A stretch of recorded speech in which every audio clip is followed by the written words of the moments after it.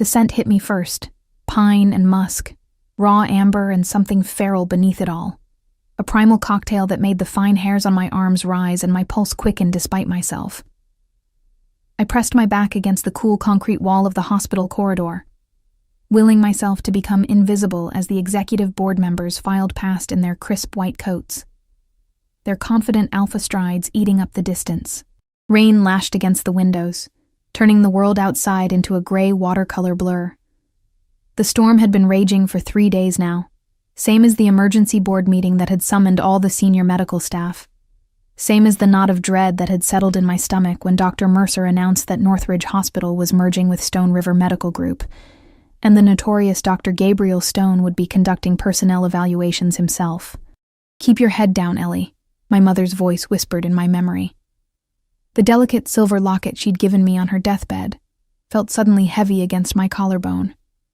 Inside was a pressed forget-me-not, her favorite flower, the last thing she'd touched before the cancer took her. The world isn't kind to Omegas who draw attention, especially not ones like us, without a pack to protect them. I'd followed that advice for 28 years.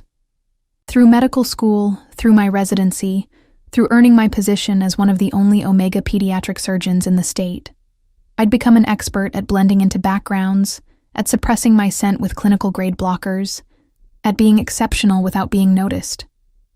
But today my blockers were failing me. The stress of the merger, the double shift I'd pulled in the pediatric ICU, the approaching heat I could feel simmering beneath my skin, all of it was breaking through my carefully constructed chemical walls. "Dr. Eleanor Wright?" The voice cut through the hallway chatter like a scalpel through skin, deep, commanding, with a slight rasp that seemed to vibrate along my spine. I looked up, already knowing who I would see, already feeling the weight of his gaze before our eyes met. "Doctor." Gabriel Stone stood at the end of the corridor, impossibly tall in his tailored charcoal suit, his broad shoulders blocking the fluorescent light behind him like an eclipse. His dark hair was swept back from a face that was all sharp angles and authority. High cheekbones, strong jaw darkened with precisely trimmed stubble, and eyes the color of a winter storm. Cold, assessing, hungry. The conversations around us dimmed as nurses and doctors alike sensed the sudden shift in atmosphere. An alpha of his standing commanded attention without trying, but this was something else, something electric and dangerous that pulsed between us as he strode toward me, his gaze never wavering. I straightened my spine, clutching my patient charts tighter against my chest, a shield that suddenly felt paper-thin. "Dr. Stone," I managed, proud that my voice remained steady despite the tremor in my hands. I wasn't aware we had a meeting scheduled. A smile ghosted across his lips, not reaching his eyes. "We don't, not yet, but I make it a point to know everyone under my authority." He emphasized the last word, a subtle reminder of the new hierarchy. "Especially when they're as uniquely positioned as you are." Heat flooded my cheeks. He knew. Of course he knew. An alpha like him could probably scent me from across the building, blockers or not. "I've been reviewing your cases," he continued, moving closer. Too close. Close enough that I could see the silver flecks in his gray eyes, close enough that his scent enveloped me completely. "Impressive survival rates, innovative techniques. You've saved children that other surgeons would have declared hopeless." The unexpected praise caught me off guard. "I just do what needs to be done." Modest, too. His eyes narrowed slightly. "Tell me, Doctor. Right, why are you hiding in the pediatric wing of a second-rate hospital when you could be revolutionizing surgical techniques at any top medical center in the country?" The question stung, mostly because I'd asked it of myself on countless lonely nights. "These children need me. They don't have anyone else." Something flickered in his expression then. Recognition, perhaps, or judgment. "No pack connections to leverage? No alpha to smooth your path?" I stiffened, anger briefly overriding my instinctual fear. "I've earned everything I have through my own merit, Dr. Stone. Not all of us need to rely on biological advantages or social connections." The moment the words left my mouth, I regretted them. Challenging an alpha in his position was professional suicide. But instead of the cold fury I expected, a genuine smile curved his lips, transforming his face from merely handsome to devastating, fascinating. he murmured, and I couldn't tell if he was mocking me or truly intrigued. I look forward to our official evaluation, Dr. Wright. I have a feeling there's much more to you than meets the eye. He leaned in, so slightly that anyone watching might not have noticed, but close enough that his breath brushed my ear when he spoke again, his voice dropping to a register that seemed to resonate in my very core. Your blockers are failing, by the way. I'd suggest a fresh application before your rounds. Unless... His nostrils flared slightly. Unless you want every alpha in this hospital following you around like lovesick puppies. Though I assure you, his gaze hardened, something possessive and primal flashing behind his eyes. I don't share well with others. Before I could respond, he was gone, continuing down the corridor with the rest of the board members who had paused to wait for him. I released a breath I hadn't realized I was holding, my heart pounding so loudly I was certain everyone could hear it. That night, I dreamed of storms and silver eyes, and hands that branded my skin with heat. The next week passed in a blur of surgeries and paperwork, of dodging Dr. Stone in hallways and pretending not to feel his gaze burning into me whenever our paths crossed. I doubled my blocker dosage, ignored the concerned looks from the nurses when I worked 18-hour shifts, and tried to lose myself in the work that had always been my sanctuary. But on Friday afternoon, as I was preparing to leave after successfully repairing a complex congenital heart defect in a 3-month-old, my pager buzzed with a message that made my stomach drop. My office. 5 p.m. No excuses. GS. I considered ignoring it, claiming an emergency surgery or simply leaving the hospital, but I knew better. Gabriel Stone was not a man who made requests that could be denied. And with the merger evaluation still ongoing, my job, and by extension, my young patient's care, hung in the balance. At exactly 5 p.m., I knocked on the heavy oak door of what had once been the chief of surgery's office and was now emblazoned with Gabriel Stone's name in gleaming silver letters. "Enter," came the command from within. The office had been transformed since I'd last seen it. Gone were the dusty medical texts and faded family photos of the previous chief. In their place were sleek, minimalist furniture, state-of-the-art technology, and floor-to-ceiling windows that showcased the storm still raging outside. Lightning flashed across the darkening sky, briefly illuminating Gabriel as he stood looking out at the tempest, hands clasped behind his back. He didn't turn when I entered, but I knew he was aware of every movement as I closed the door behind me. "You requested to see me, Dr. Stone." "Gabriel," he corrected, finally turning to face me. He'd removed his suit jacket, and the crisp white shirt he wore was rolled up at the sleeves, revealing powerful forearms marked with an intricate tattoo that disappeared beneath the fabric. "We're going to be working closely together. I think we can dispense with formalities." Something in his tone made my pulse jump. "I prefer to maintain professional boundaries." A smile played at the corners of his mouth. "Of course you do." He moved to his desk, picking up a file I recognized as my personnel record. "Tell me, Eleanor." "Ellie," I corrected automatically, then bit my lip. His smile widened. "Ellie," he repeated, my name in his mouth sounding like something intimate, something sacred. "Tell me why you've turned down 3 research grants and a position at Mayo in the past 2 years." I blinked, surprised he'd uncovered information not in my official record. "I told you. My patients need me here." "Noble," he commented, setting the file down and moving closer. "But I wonder if that's the whole truth." I forced myself to hold my ground as he circled me slowly, like a predator assessing its prey. My heart thundered in my chest, and I prayed he couldn't hear it. "Or perhaps," he continued, his voice dropping lower, "you're afraid. Afraid of standing out. Afraid of what happens when an Omega without a pack tries to claim space in a world dominated by alphas." My mother's locket seemed to burn against my skin. "Keep your head down, Ellie. My secondary gender has nothing to do with my career choices," I said, the lie bitter on my tongue. Gabriel stopped directly in front of me, close enough that I had to tilt my head back to meet his gaze. "Doesn't it? The world isn't fair, Ellie. We both know that. But you've been hiding your light for so long you've forgotten how brightly you could shine." Something in his words, in the intensity of his gaze, made my carefully constructed walls begin to crumble. No one had ever seen through me so completely, had recognized the ambition I'd buried beneath layers of practicality and fear. "What do you want from me?" I whispered. Lightning flashed again, casting half his face in shadow. "I want you to lead my new pediatric cardiac research department." The offer was so unexpected I took a step back. "What?" "You heard me." He moved to his desk, pulling out blueprints and spreading them across the surface. "Stone River is building a new children's hospital wing. State-of-the-art facilities, unlimited research budget, the best surgical team money can buy. And I want you to run it."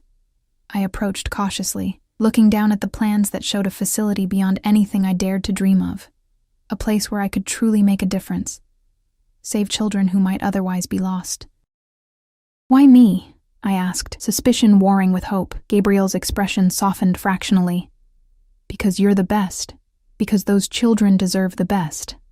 And because—" He hesitated, something vulnerable briefly crossing his face before his mask of control returned.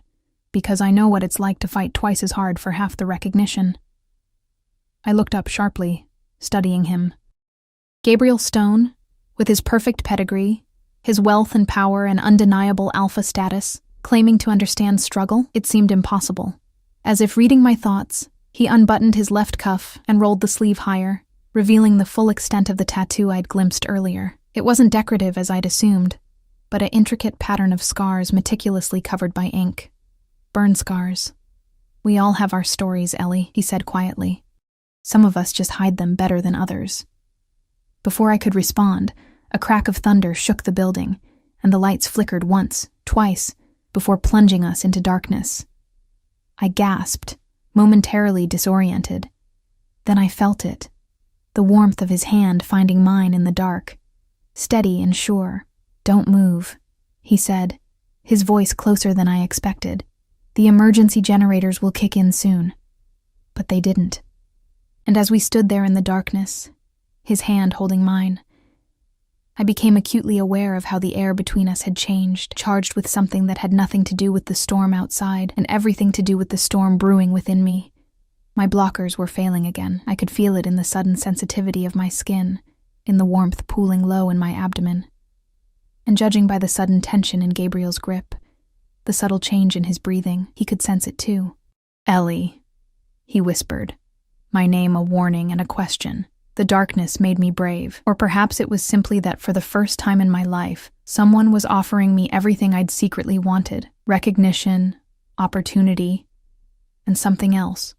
Something primal and forbidden that I'd denied myself for too long. I stepped closer, guided by his scent, by the heat radiating from his body. "Yes," I said, though I wasn't entirely sure what I was agreeing to. His free hand found my waist, scorching through the thin fabric of my scrubs. "If you don't walk away right now," he growled, his control audibly slipping. "I can't promise I'll be able to stop." Lightning flashed, briefly illuminating his face, his eyes dark with desire, his expression caught between hunger and restraint. Then darkness again, and the thunder that followed seemed to shake the very foundations of everything I thought I knew about myself. I didn't walk away. The emergency lights flickered on after what could have been minutes or hours, dim, blood-red beacons that cast more shadows than they dispelled. In their crimson glow, Gabriel's face was transformed into something almost otherworldly, his features sharpened, his eyes gleaming with a hunger that should have terrified me. Instead, I found myself moving closer, drawn by a force as inevitable as gravity. "You should know," he said, his voice rough with restraint, "that I don't do temporary, not with work, not with anything else." His hands tightened on my waist, "especially not with someone like you." "Someone like me?" I echoed, my voice barely audible over the rain hammering against the windows. Gabriel's thumb traced a slow, deliberate circle against my hip. "Someone rare. Someone who challenges me. Someone who makes me want things I'd convinced myself I could live without." The raw honesty in his voice pierced through the haze of hormones and attraction. This wasn't just alpha instinct responding to an unbonded omega. This was something deeper, something that frightened me far more than mere physical desire. I pressed my palm against his chest, feeling the thunderous beating of his heart. We barely know each other, don't we? His smile was slow, dangerous. I've read every paper you've published, watched recordings of your surgeries, spoken to every colleague who's ever worked with you. His hand moved from my waist to cut my face, his touch unexpectedly gentle. I know you better than you think, Dr. Eleanor Wright. Brilliant surgeon, fiercely independent, deeply compassionate, terrified of needing anyone. His accuracy stole my breath. And I don't know you at all. Then ask me. His thumb brushed my lower lip. Anything you want to know. 1,000 questions crowded my mind, but only one made it past my lips. The scars. What happened? Something dark flickered behind his eyes. For a moment, I thought he would pull away, rebuild the walls I'd glimpsed beyond. Instead, he guided my hand to his arm, let my fingers trace the raised patterns beneath the intricate tattoo. When I was 8, my father decided I wasn't alpha enough, he said, his tone clinically detached, though his pulse jumped beneath my fingertips. He believed pain was instructive, fire particularly so. Horror washed through me. Your own father did this to you? Victor Stone didn't believe in half measures, or weakness. The bitterness in his voice was ancient, calcified. I was his only son, his legacy. He was determined to burn away anything in me that didn't meet his standards. My medical training cataloged the patterns beneath my fingers, deliberate, systematic burns that would have caused excruciating pain to a child. My omega instincts howled with protective fury. Where is he now? I whispered. Dead. Gabriel's smile was cold. Heart failure, 7 years ago.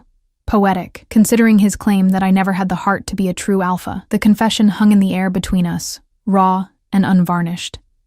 I understood then what he'd meant earlier, about fighting twice as hard for half the recognition.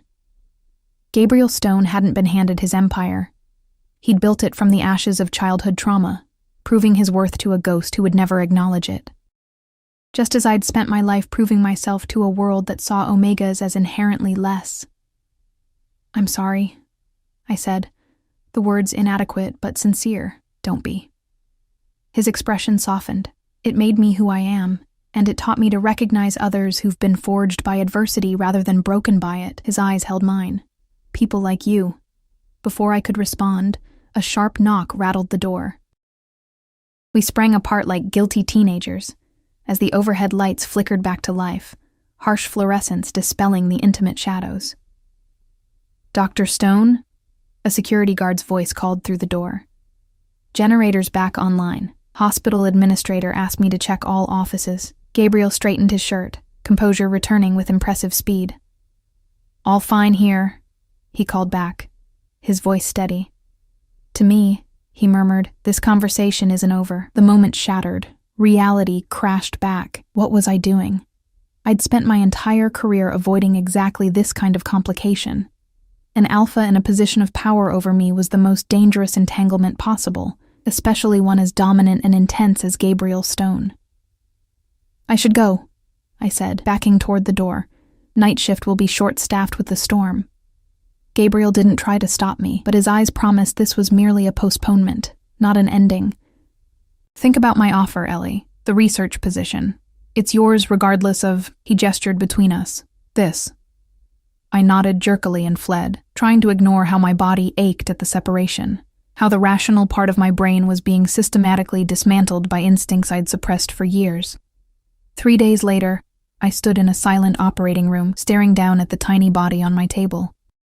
7-month-old Lily Chen, born with hypoplastic left heart syndrome, essentially half a heart, had been my patient since birth. She'd survived 2 of the 3 surgeries needed to reroute her blood flow, beating every odds I'd given her parents. Today should have been routine, a simple check to ensure her shunt was functioning properly before her final surgery next month. Instead, I was looking at catastrophic failure, her little body turning blue before my eyes as her oxygen levels plummeted. BP's dropping, the anesthesiologist warned, 60/30 and falling. Push another round of epi, I ordered, my hands steady despite the adrenaline flooding my system. And get me the bypass cart. We're going to have to open her up now. The scrub nurse's eyes widened above her mask. Dr. Wright, should we call for... There's no time. I cut her off. If we don't establish bypass in the next 3 minutes, we lose her. Move.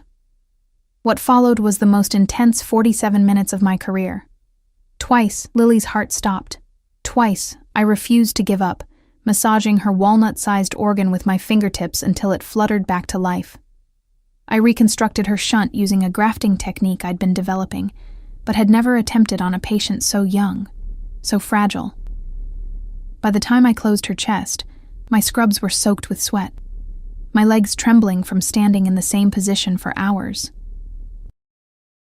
But Lily's color had returned, her vital signs stabilizing with each passing minute. That was... The head surgical nurse shook her head as we scrubbed out. I've never seen anything like it, Dr. Wright. I managed a tired smile, the adrenaline crash leaving me lightheaded.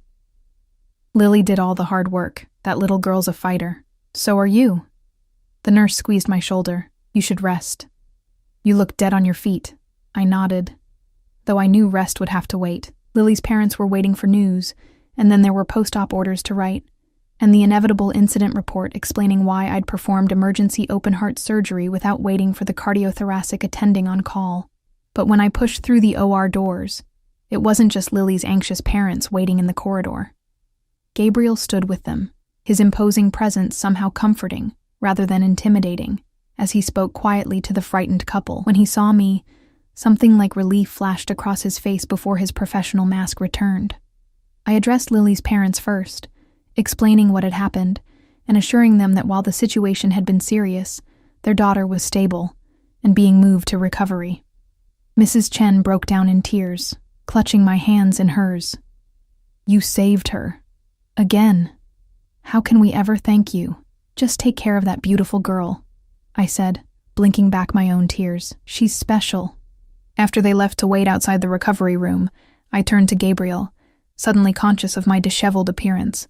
The dark circles I knew shadowed my eyes after 3 nights of minimal sleep. How did you know? I asked. I was reviewing surgical schedules when the emergency alert came through the system.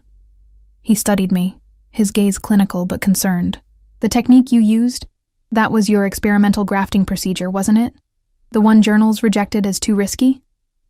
I stiffened, preparing for criticism. It was her only chance. To my surprise, he smiled, a genuine smile that transformed his severe features. It was brilliant. You just proved every one of those short-sighted reviewers wrong. He stepped closer, lowering his voice. This is exactly why I want you heading research. You see possibilities where others see only protocols. The unexpected praise, coming on the heels of intense stress and exhaustion, hit me like a physical blow. My vision swam, the corridor tilting around me. Gabriel's hand shot out, steadying me. When did you last sleep?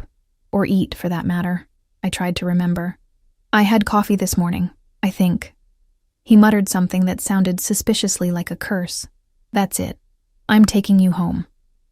I'm fine, I protested, even as my body betrayed me, swaying into his support. I need to monitor Lily's post-op progress. Dr. Patel can handle the recovery, Gabriel said, his tone brooking no argument. You're no good to your patients if you collapse from exhaustion.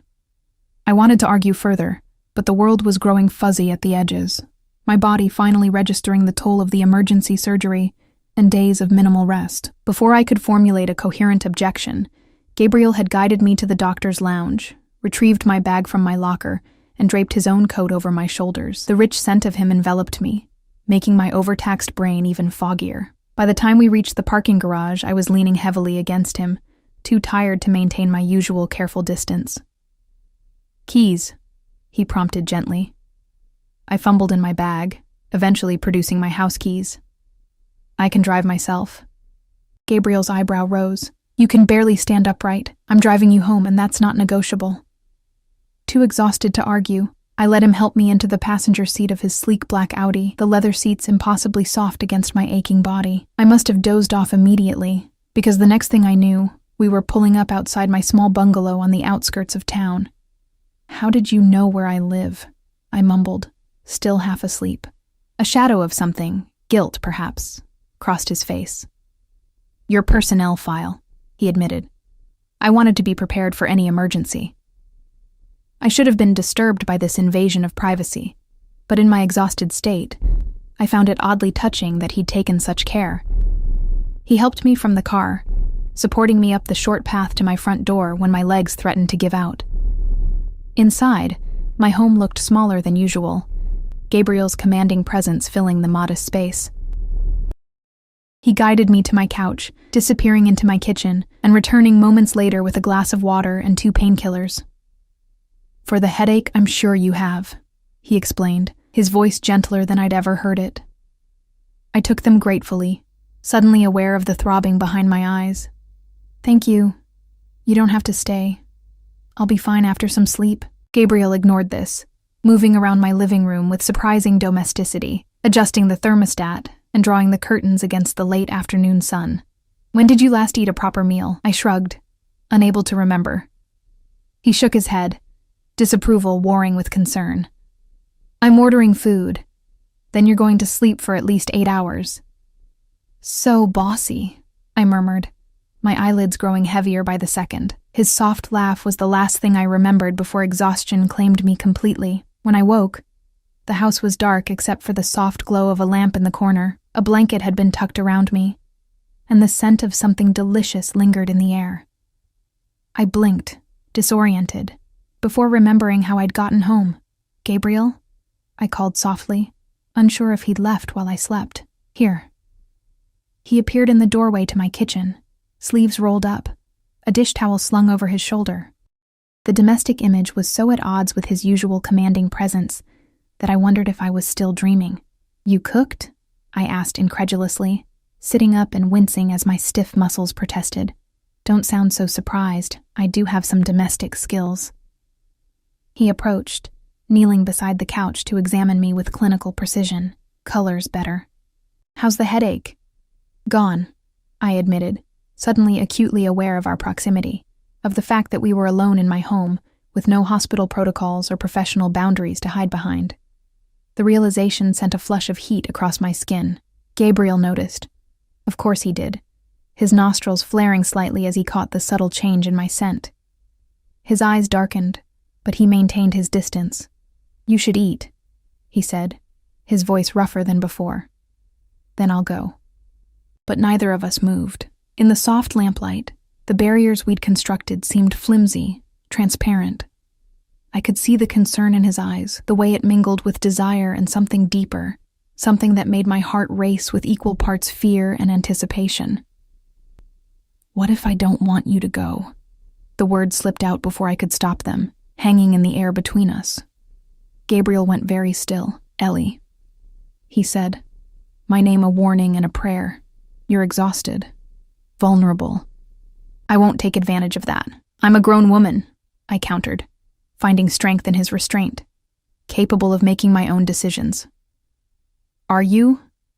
His gaze was searching, intense. "Or are you letting exhaustion and biology make them for you?" The question stung, because there was truth in it. My heat was approaching. I could feel it in the sensitivity of my skin, the restlessness in my bones, and Gabriel was right. I was vulnerable after the emotional and physical drain of saving Lily's life.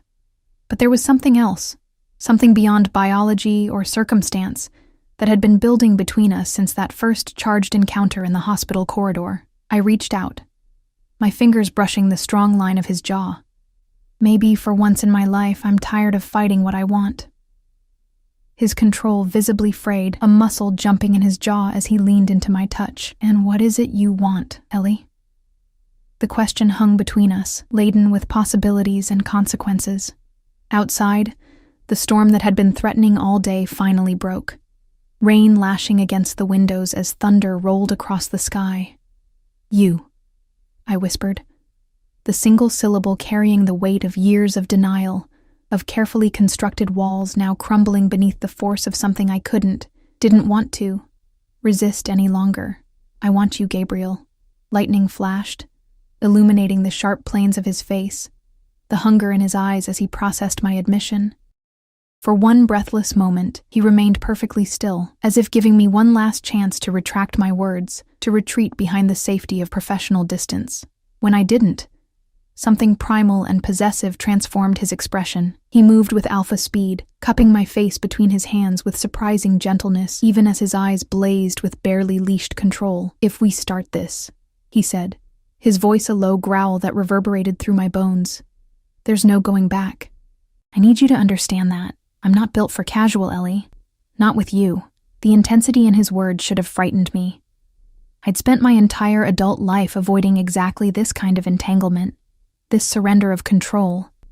But as the storm raged outside, mirroring the one building within me, I realized I was tired of fighting. Against my nature, against my desires, against the connection that had sparked between us from that first electric moment. "I understand," I said, and I did. Whatever this was between us, it wasn't casual. It wasn't simple. It was transformative and terrifying and perhaps inevitable. His thumbs traced the curve of my cheekbones, his touch reverent. "Are you sure? Because once I taste you, I won't be able to stop."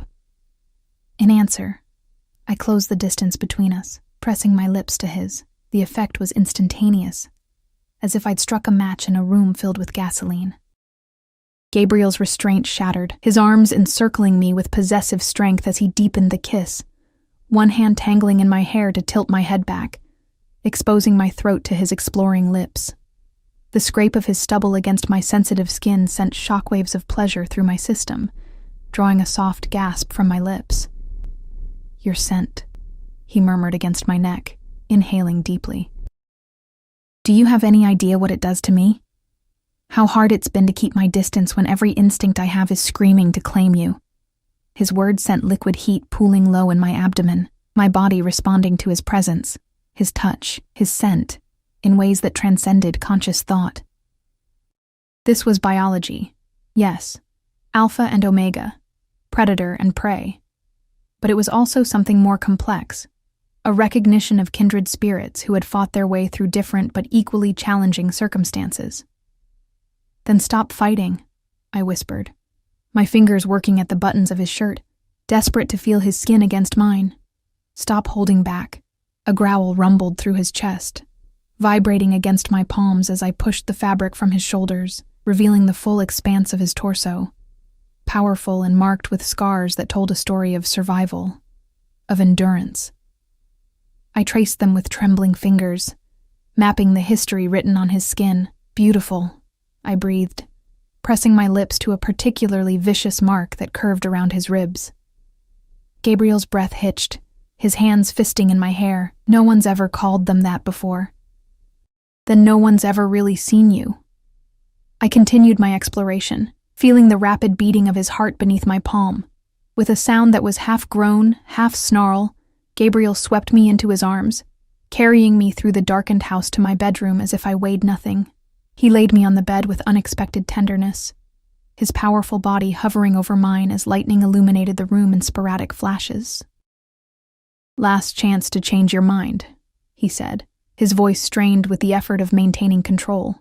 In response, I pulled him down to me, our bodies aligning in a way that felt like coming home, like finding a missing piece I hadn't known was absent.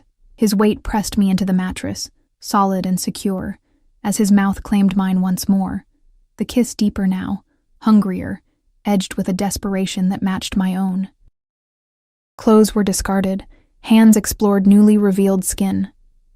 And when he finally entered me, the sensation was so overwhelming that tears sprang to my eyes, not from pain, but from the sheer intensity of the connection, the feeling of completeness that washed over me in waves. Gabriel froze, concern replacing desire. "Did I hurt you?" I shook my head, unable to speak, pulling him closer instead, urging him to move. He did, slowly at first, then with increasing urgency, as our bodies found their rhythm, ancient and new all at once. Outside, thunder crashed as if the sky itself was responding to the primal energy building between us. "Mine," Gabriel growled, his control slipping as his movements became more forceful, more demanding. "Say it, Ellie. Say you're mine." The old independent part of me wanted to refuse, to maintain some semblance of the walls I'd built. But in that moment, With pleasure spiraling through me, with his scent enveloping me and his body claiming mine, truth was the only option. Yours, I gasped, the admission tearing from my throat as the first waves of climax washed over me. I'm yours, Gabriel. His responding growl was pure alpha satisfaction as he followed me over the edge, our bodies locked together in the most primal of connections. Afterward, as rain continued to drum against the windows and distant thunder rumbled across the sky, Gabriel held me close, his fingers tracing idle patterns on my bare shoulder. I should have felt vulnerable, exposed. Instead, I felt strangely protected, as if his arms were a fortress against the world that had often been unkind to us both. What happens now? I asked softly, breaking the comfortable silence. Gabriel's arms tightened around me. Now you accept my offer to lead the pediatric cardiac research department, and we see where this goes. His voice was lighter than I'd ever heard it, almost playful. Though I warn you, I already know where I want it to go. I propped myself up on one elbow, studying his face in the dim light. The hard edges had softened, the perpetual furrow between his brows smoothed away. He looked younger, almost carefree. And where's that? I asked, trying to match his tone despite the sudden flutter of anxiety in my chest. His expression grew serious again, his hand coming up to cup my cheek. I've spent my life building an empire, Ellie. A legacy to prove my father wrong. But what's the point of all of it if there's no one to share it with? No one who sees past the power and position to the man beneath? My heart stuttered at the implication. Gabriel, we barely know each other. Don't we? His smile was gentle, his thumb brushing my lower lip. I know you risk your career to save children others have given up on. I know you work until you're on the verge of collapse rather than let down a patient. I know you've built walls to protect yourself from a world that hasn't always been kind to you. His gaze held mine, unflinching. And you know me better than anyone has in a very long time. There was truth in his words, an undeniable recognition that transcended the short time we'd known each other. Still, caution made me hesitate. What about the hospital? The merger? If we're together and I take the research position, people will talk. Gabriel's laugh was low and without humor. People always talk, Ellie. The question is whether we let their opinions dictate our choices. His expression sobered. But if you're concerned about professional perception, we can keep this private until the merger is complete. I won't pressure you. The consideration touched me deeply. An alpha of his standing could have simply demanded what he wanted, used his position to force my compliance. Instead, he was offering me choice, respect, partnership. I need time, I said finally, to think. To be sure this isn't just biology, he supplied when I trailed off. Heat hormones and alpha pheromones? I nodded, relieved he understood. Take all the time you need. He pressed a kiss to my forehead. I'm not going anywhere. But time, it seemed, was not on our side. 2 weeks later, I stood in the hospital bathroom, staring at the plastic stick in my hand with disbelief that bordered on shock. 2 pink lines, clear and undeniable. Pregnant. It was impossible. I was on suppressants. We'd used protection. But as my mind raced through the events of that night, and the several passionate encounters that had followed, I remembered the storm, the power outage that had affected the hospital's refrigeration systems. My medication, stored in the staff refrigerator during my long shifts, could have been compromised. And Gabriel was an alpha in his prime, his fertility likely enhanced by the intense connection between us. I sank onto the closed toilet lid, trembling as the implications crashed over me. A baby. Gabriel's baby. Our baby. The thought sent equal waves of terror and wonder through me. I'd never planned on children. My career had always been my priority, and the risks of pregnancy for an unbonded Omega were considerable. But now, faced with the reality growing inside me, I realized a part of me wanted this child with a fierceness that took my breath away. The question was, would Gabriel want it too? We'd grown closer over the past fortnight, spending nights at my house or his penthouse, sharing meals and conversations that ranged from medical innovations to childhood memories. I'd begun to see beneath the hard exterior he presented to the world, to understand the depths of compassion and integrity that guided his actions despite his ruthless reputation. But we hadn't discussed children, hadn't defined what our relationship was becoming. And now this pregnancy would force the issue, accelerating whatever was building between us before it had time to develop naturally. My pager buzzed, jolting me from my spiraling thoughts. Emergency in the PICU, one of my post-op patients. Shoving the pregnancy test deep into my lab coat pocket, I pushed my personal crisis aside, focusing on the immediate need. That was what I'd always done. Compartmentalized, prioritized, survived. The emergency turned out to be 7-year-old Marco, who developed a dangerous arrhythmia following his valve replacement 3 days earlier. For the next 4 hours, I worked alongside the cardiac team to stabilize him, my own condition momentarily forgotten in the intensity of saving a life. By the time Marco was stable, night had fallen. Exhausted, I headed for the doctor's lounge, intending to grab my bag and go home to process the life-changing news in private. Instead, I found Gabriel waiting, his tall frame silhouetted against the windows. "I heard about Marco," he said, turning as I entered. "Good work." "Thank you." I hovered near the door, suddenly hyper-aware of the test still in my pocket, of the secret growing inside me. "What are you doing here so late?" "Waiting for you." He approached slowly, studying my face with a frown. "What's wrong?" "You're pale." I tried to smile, to deflect. "Just tired." "It's been a long day." Gabriel's eyes narrowed, unconvinced. He knew me too well already, could read the tension in my shoulders, the slight tremor in my hands. "Ellie," he said softly, "whatever it is, you can tell me."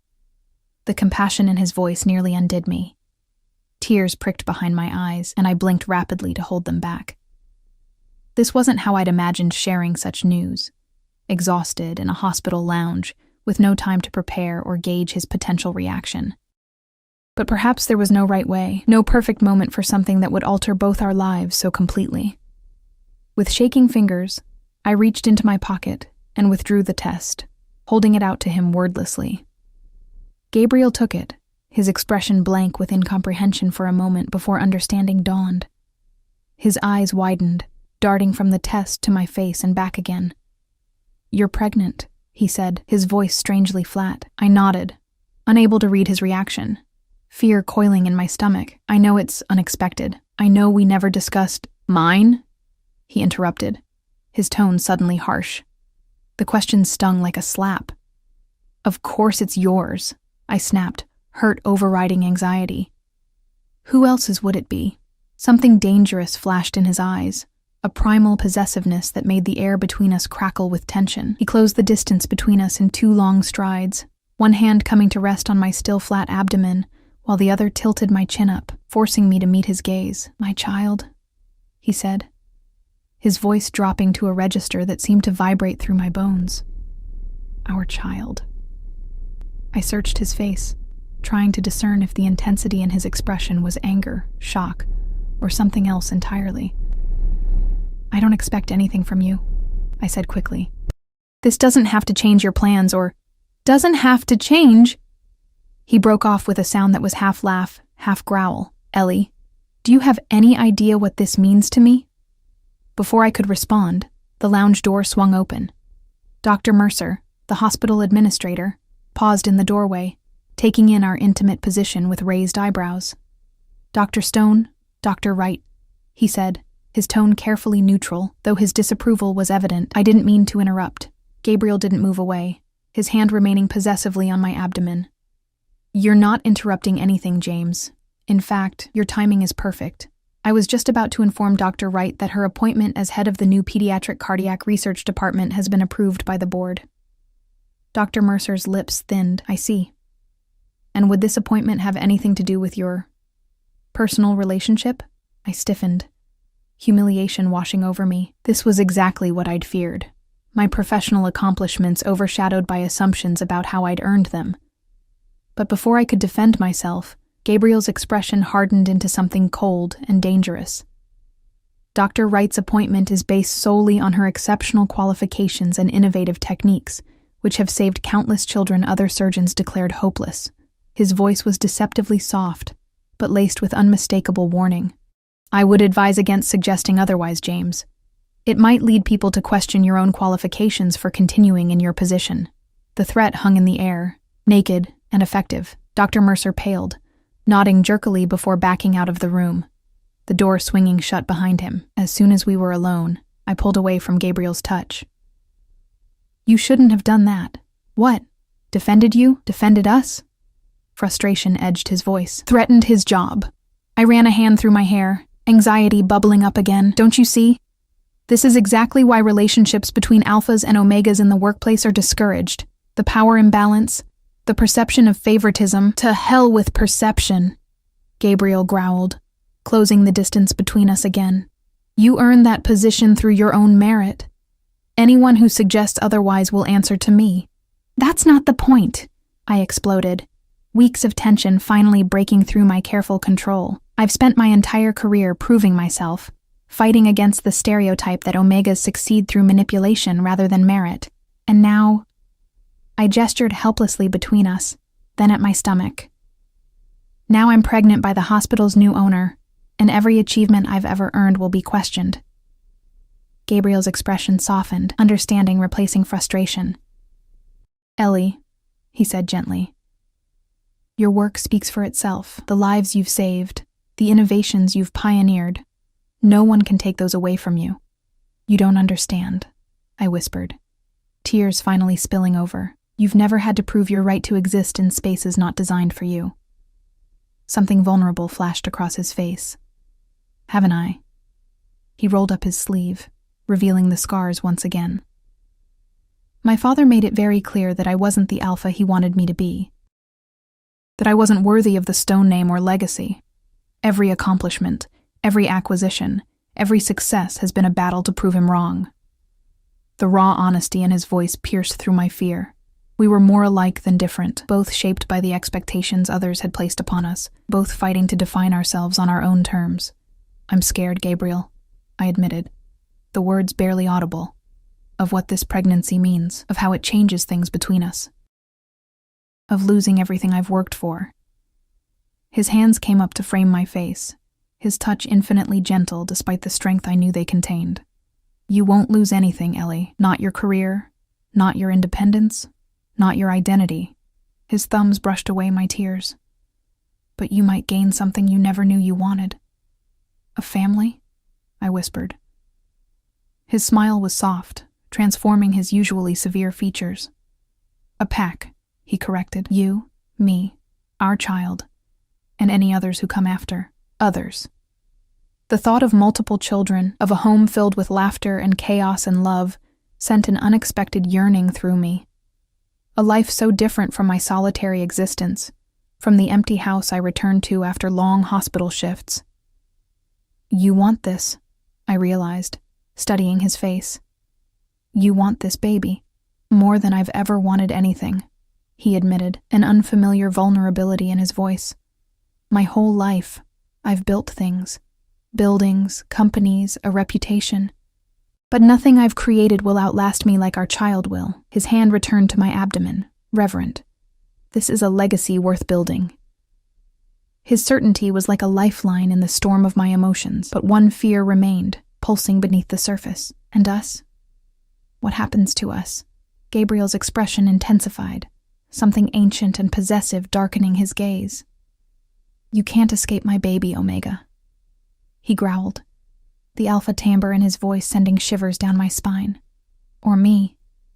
The declaration should have frightened me, should have triggered every independence instinct I'd cultivated over the years. Instead, it settled something restless within me, a recognition that what was building between us transcended conventional relationships. Outside, a new storm was gathering, lightning illuminating the darkness beyond the windows. But for the first time in my life, I wasn't facing the tempest alone. 6 months passed in a whirlwind of changes. My body transformed, the gentle swell of my abdomen growing more pronounced each day. The new pediatric cardiac research department took shape under my direction, its state-of-the-art facilities exceeding even Gabriel's ambitious promises. And our relationship evolved, deepening into something I'd never imagined possible for someone as fiercely independent as myself. But not all changes were welcome.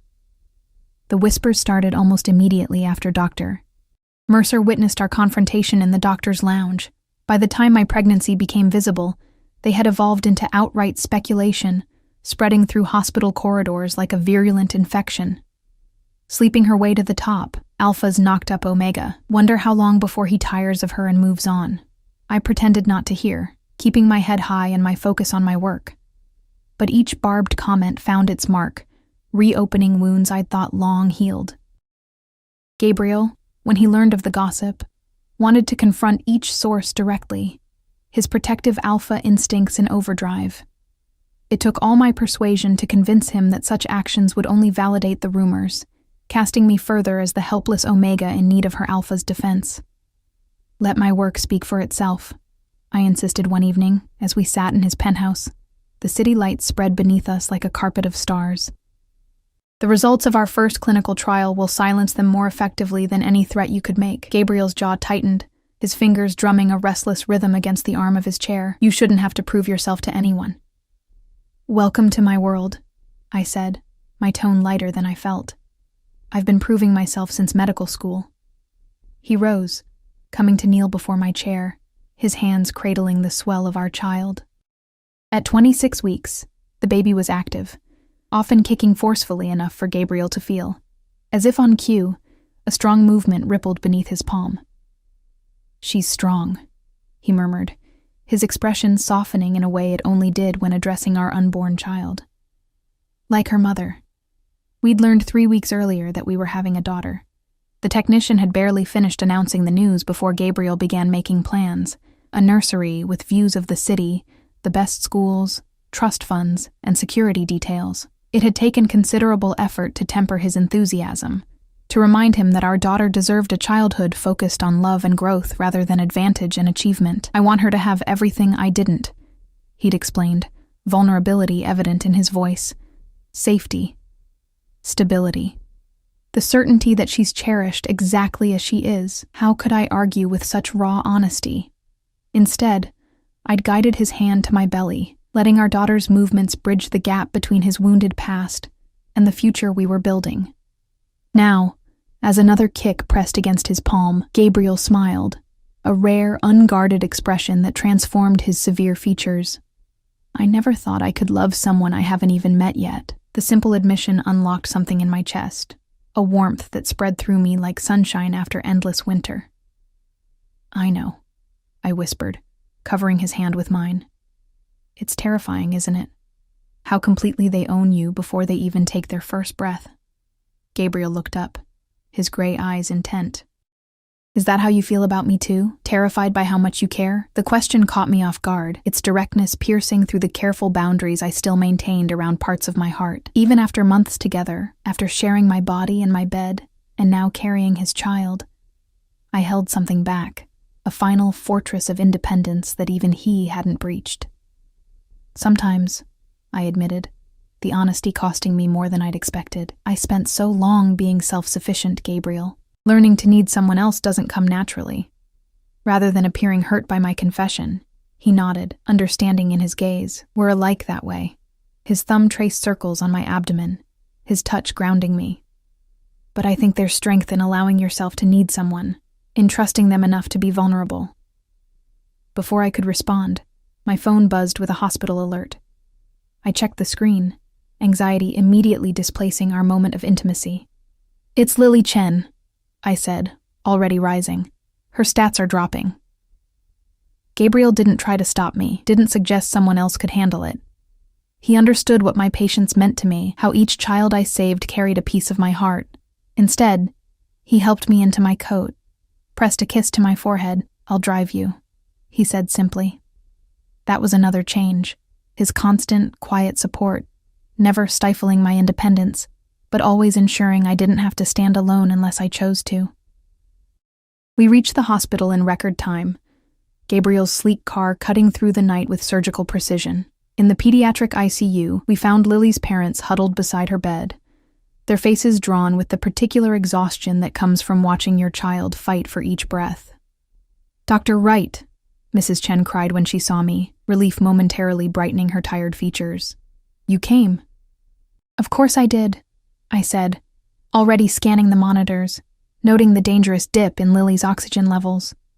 Lily's my special girl. Gabriel hung back, giving me space to work as I examined the 7-month-old whose life I'd saved twice already. Her tiny body seemed even smaller against the hospital sheets, her skin tinged with the bluish hue that signaled her heart was struggling once again. After a thorough assessment, I turned to her parents with the gravity the situation demanded. "The final repair we did last month is failing," I explained gently. "Her body is rejecting the graft." Mrs. Chen collapsed against her husband, a keening sound escaping her throat. "But you said it was her best chance. You said—" "And it was," I assured her, maintaining eye contact despite the guilt washing through me. "Lily has survived longer than any child with her condition should have. She's a fighter. What can we do?" Mr. Chen asked, his voice steady despite the fear in his eyes. "There must be something." I hesitated, weighing my words carefully. "There's an experimental procedure. It's never been attempted on a child as young as Lily, and the risks are considerable. But if it works—" I took a breath. "If it works, it could give her a normal lifespan." Hope flickered across their expressions, fragile but desperate. "What is it?" Mrs. Chen asked. "A bioengineered heart valve, seeded with Lily's own stem cells," I explained. "My research team has been developing the technique, but we're still in the animal testing phase. We're at least 6 months from human trials."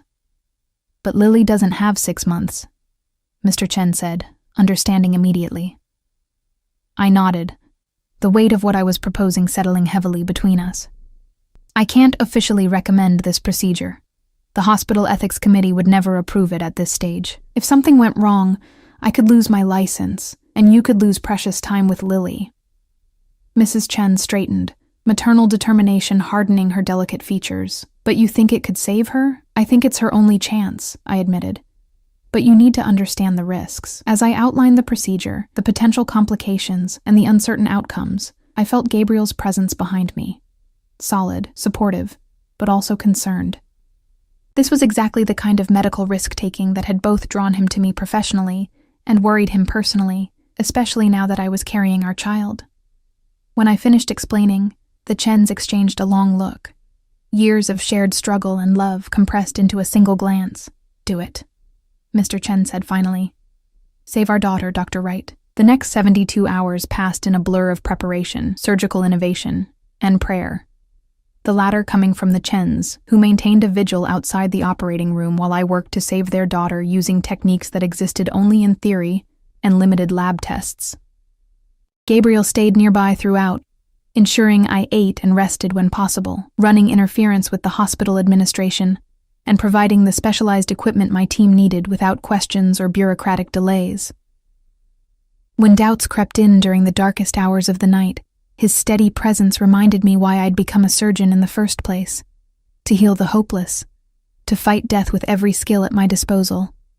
On the 3rd day, as I carefully implanted the bioengineered valve into Lily's tiny heart, I felt our daughter kick forcefully, as if offering her own encouragement.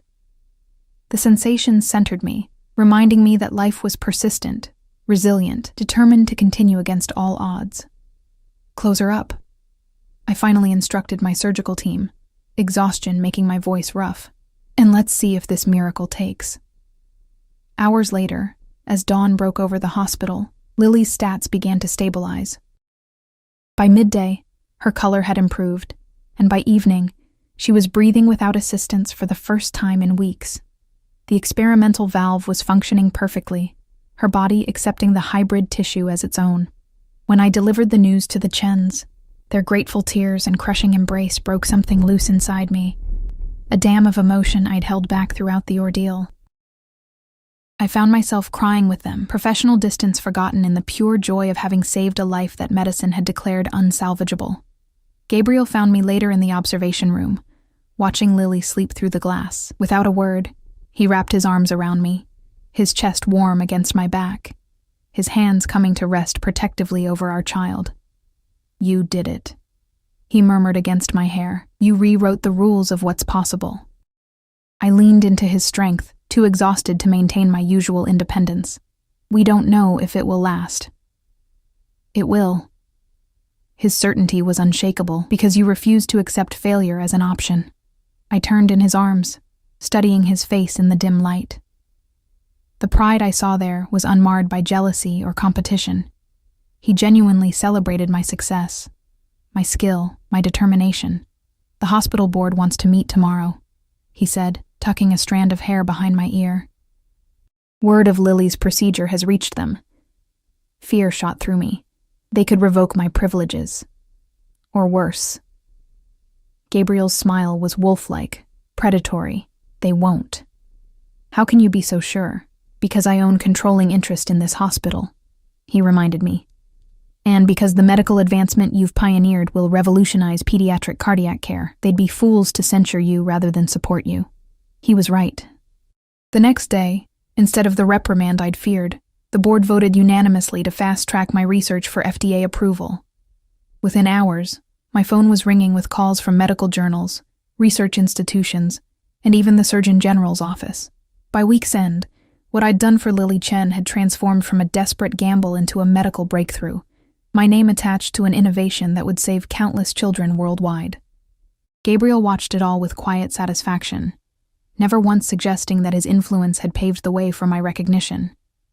Instead, he ensured I had space to absorb my changing status in the medical community, to adjust to being sought after rather than overlooked. "How does it feel?" he asked one night as we lay in bed, his hand tracing patterns on my ever-expanding belly. "To be acknowledged for exactly who you are?" I considered the question, searching for the right words. "Validating," I said finally. "But also strange. I've spent so long fighting to be seen that I'm not entirely sure what to do now that people are actually looking." Gabriel propped himself up on one elbow, his expression serious in the moonlight filtering through the windows. "You continue being exactly who you've always been. Brilliant, compassionate, stubborn." His lips curved in a smile, possibly the most remarkable Omega, the most remarkable person I've ever known. The simple sincerity in his voice undid me. For the first time, I allowed myself to fully believe that what existed between us wasn't just biology or circumstance or mutual advantage, but something deeper and more enduring. "I love you," I whispered, the words emerging before I could consider their implications. "I think I have since that first day in the hospital corridor, when you saw me, really saw me, instead of just looking past." Gabriel went very still, his gray eyes darkening with emotion. Then he gathered me against him, his kiss fierce and tender all at once. "I've been waiting to hear those words," he murmured against my lips. Afraid to say them first, afraid of scaring you away. A laugh bubbled up, unexpected and free. "You? Afraid?" His smile was rueful, terrified. "You're the only person who's ever had the power to truly hurt me, Ellie. Because you're the only one I've ever loved like this." He reached into the bedside drawer, withdrawing a small velvet box. "I've been carrying this for weeks, waiting for the right moment." He opened it to reveal a ring, not the ostentatious diamond I might have expected from someone of his wealth and status, but an elegant band of platinum inlaid with forget-me-nots preserved in clear resin, the same flower my mother had left me in the silver locket I still wore. "How did you know?" I asked, tears blurring my vision. "I pay attention to what matters to you," he said simply. "The locket, the way you touch it when you're nervous or thinking of your mother. I wanted her to be part of this somehow." The thoughtfulness of the gesture touched me more deeply than any grand romantic declaration could have. This was Gabriel, observant, intentional, unwilling to leave anything he valued to chance. "Marry me, Ellie," he said, his voice rough with emotion. "Not because of the baby, not because of biology, but because we're stronger together than we ever could be apart." 2 years ago, I would have seen such an offer as a trap, a surrender of the independence I'd fought so hard to maintain. But the months with Gabriel had taught me that true partnership didn't diminish individual strength, it magnified it. "Yes," I said, the single syllable carrying the weight of transformation, of walls finally, fully dismantled. We married 3 weeks later in a private ceremony on the rooftop garden of Gabriel's, our penthouse. Lily Chen, now thriving and pink-cheeked, was our flower girl, scattering petals from her wheelchair as her beaming parents looked on. My heavily pregnant form was draped in silk the color of forget-me-nots. My mother's locket nestled at my throat. Gabriel, resplendent in a charcoal suit that emphasized the silver in his eyes, couldn't take his gaze off me as I walked toward him, unescorted. Not because there was no one to give me away, but because I had chosen to give myself. As we exchanged vows beneath a bower of white roses, our daughter kicked so forcefully that Gabriel felt it when he placed his hand on my belly for the ring exchange. A laugh rippled through the small gathering of friends and colleagues who had earned the right to witness this most private moment. "Impatient," Gabriel murmured, his eyes crinkling with amusement, like her mother. "Strong-willed," I countered, smiling up at him, like her father. Later, as the celebration continued around us, Gabriel led me to the edge of the rooftop, where the city sprawled below, its lights twinkling in the gathering dusk. "Happy?" he asked, his arm secure around my waist. I leaned into him, considering the question with the thoroughness it deserved. Happiness had always seemed like a luxury for other people, a distraction from the serious business of proving myself, of surviving in a world that wasn't designed for someone like me. But now, with Gabriel's steady presence beside me, with our daughter growing beneath my heart, with my work finally recognized and valued, I realized that happiness wasn't an indulgence, but a foundation, solid ground, from which to reach even greater heights. "Yes," I said, the words simple but profound. "Completely." Gabriel's smile was soft in the fading light, his usual sharp edges mellowed by contentment. "I never thought I'd have this," he admitted, his hand gentle on my abdomen. "A mate who challenges me, a child born of love rather than duty. A legacy that matters." I turned to face him fully, placing my palms against his chest where his heart beat strong and steady. "We fought for this," I reminded him. "Both of us. Against expectations and assumptions and our own fears. And we won," he said, his voice deepening with satisfaction, with alpha pride tempered by genuine partnership. As if in agreement, our daughter kicked again, a strong, decisive movement that made us both laugh. In that moment, with the city spread below us and the future opening before us, I understood that what we'd found wasn't just love or passion or compatibility, but something rarer still.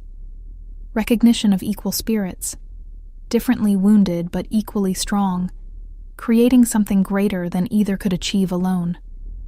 Gabriel's arms tightened around me as the first stars appeared above, his cheek resting against my hair. "My brilliant, stubborn Omega," he murmured, the possessive words now a comfort rather than a constraint.